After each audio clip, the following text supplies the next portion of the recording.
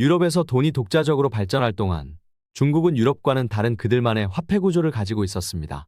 독재 정치, 외세 침략 등을 겪으면서 중국 경제는 시장보다는 정부를 중심으로 통제되었습니다. 이런 세계에서 금과 은은 아무런 역할을 할 수 없었습니다. 대신 정부가 발행하는 노쇠나 구리로 된 간단한 동전만이 유통되었습니다. 그 동전은 중간에 사각형 모양의 구멍이 뚫려 있어서 100개 이상을 한 꾸러미로 엮을 수 있도록 되어 있었습니다. 한국의 엽전과 비슷한 모양입니다. 그러다 부피가 크고 무겁다는 동전의 단점이 부각되면서 종이에 그림이 그려진 형태의 실용적인 화폐에 대한 요구가 불거져 나오기 시작했습니다. 이렇게 해서 탄생한 종이화폐는 동전 1,000개 혹은 1만 개까지 표현할 수 있었습니다. 종이화폐 또한 동전과 마찬가지로 정부의 철저한 관리하에 이루어져 화폐 발행이나 개선 등 모든 것이 사용의 편리성과는 상관없이 황제나 정부가 지시할 때만 시행되었습니다. 중국에서 최초의 종이화폐가 발달한 것은 놀라운 일이 아닙니다. 중국은 비단 산업이 발달해 있었고 비단의 재료인 뽕나무 껍질을 사용해 종이를 만들었기 때문입니다. 이 화폐는 현대의 지폐라기보다는 은의 가치를 대변하는 어음과 비슷한 역할을 했습니다. 이것을 은본위제라고 하는데 은을 은행에 맡기고 그에 상응하는 만큼의 종이화폐를 발행하는 것을 말합니다. 중국에서 종이화폐는 몽골 황제 시대의 절정을 이루었습니다. 종이화폐는 세금을 징수하거나 제국을 운영하는 데 있어 무겁고 부피 큰 동전을 수송하는 데 드는 수고를 해소해 주어서 보다 쉽고 간편하게 체제를 유지할 수 있도록 도와주었습니다. 1273년 몽골 황제 쿠빌라이 칸은 국가가 지원하고 통제할 수 있는 새로운 어음을 발행했습니다. 이 새로운 어음의 사용을 촉진하기 위해 황제는 모든 지급에 이 화폐만 사용하게 했고, 그렇지 않을 경우 무거운 벌금과 처벌을 내렸습니다.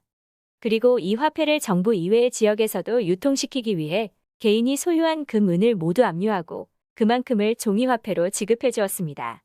외국에 나갔다 돌아온 상인들도 소지하고 있던 금, 은, 보석, 진주들을 정부에 반납하고 정부가 책정한 가격만큼의 어음으로 돌려받아야 했습니다. 정부가 강력하게 금, 은 본위제를 추진하는 중국에서는 금화와 은화로 아무것도 할 수 없었습니다. 이 금, 은 동전은 반드시 왕의 직인이 찍힌 손바닥만한 종이로 교환해야만 했습니다. 모든 외국 상인들도 중국에 들어오면 갖고 들어온 재산을 모두 관청에 기탁하고 그 가치에 부합하는 어음으로 교환해야 했습니다. 원하면 첩이나 노예도 돈으로 교환할 수 있었습니다. 상인들이 떠날 때가 되면 관청은 만기된 어음을 돌려주었습니다. 이는 지금의 여행자 수표와 비슷한 개념입니다. 그래서 이븐 바투타는 중국이야말로 상인들에게 세상에서 가장 안전한 나라라고 소개했습니다. 상인들이 얼마나 멀리서 왔든 가지고 들어온 재산과 물품이 얼마이든 중국에서 상인들이 강도를 만나거나 재산을 털리는 경우는 매우 드물었습니다. 그러한 수준의 치안을 유지하기 위해서 중국 정부는 놀라울 정도로 현대적인 치안부서를 운영하고 있었습니다. 심지어 중국으로 입국하는 모든 외국인들의 정밀 초상화를 남겨두어서 만일 그들이 범죄를 저지르면 그것을 이용해 즉시 체포할 수 있도록 했습니다. 오늘날 몽고 화폐에 대한 인쇄본이나 사본은 전혀 전해지지 않고 있으나 박물관들은 몽고의 후계자이며 1368에서 1399년 중국을 통치한 명나라가 발행한 관 어음 몇 점을 전시하고 있습니다.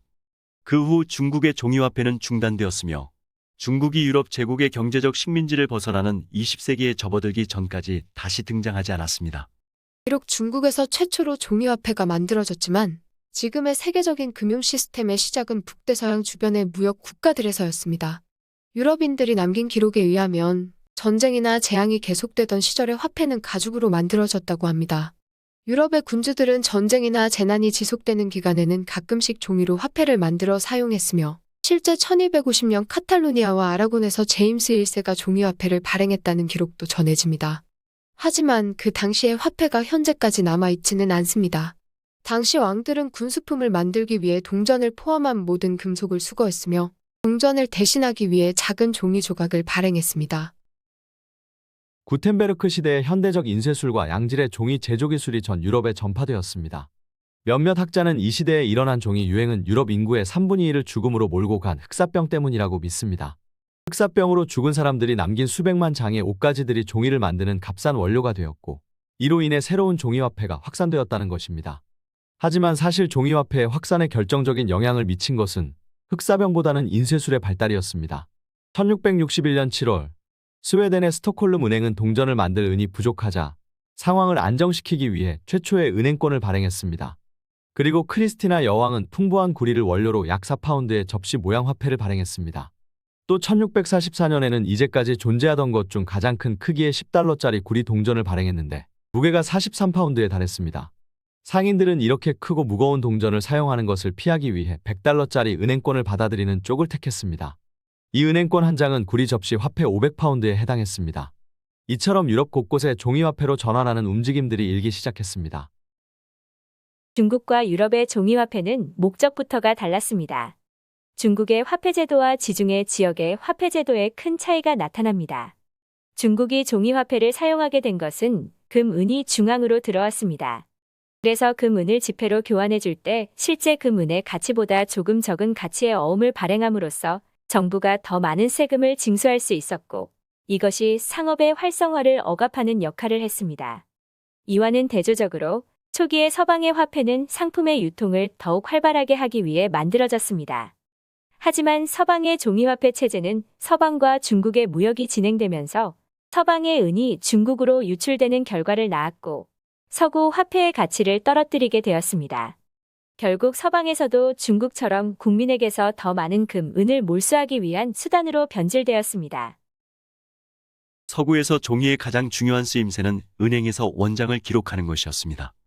그 이전에는 더 많은 돈을 인쇄하기 위한 것이었으며 더 많은 돈을 공급하기 위해 사용되었습니다. 비교적 최근에야 일상에서 사용하는 동전을 대체하기 위한 용도로 지폐가 발전했습니다. 이처럼 종이로 만든 어음의 발달과 유통은 은행 시스템에 새로운 부작용을 몰고 왔습니다.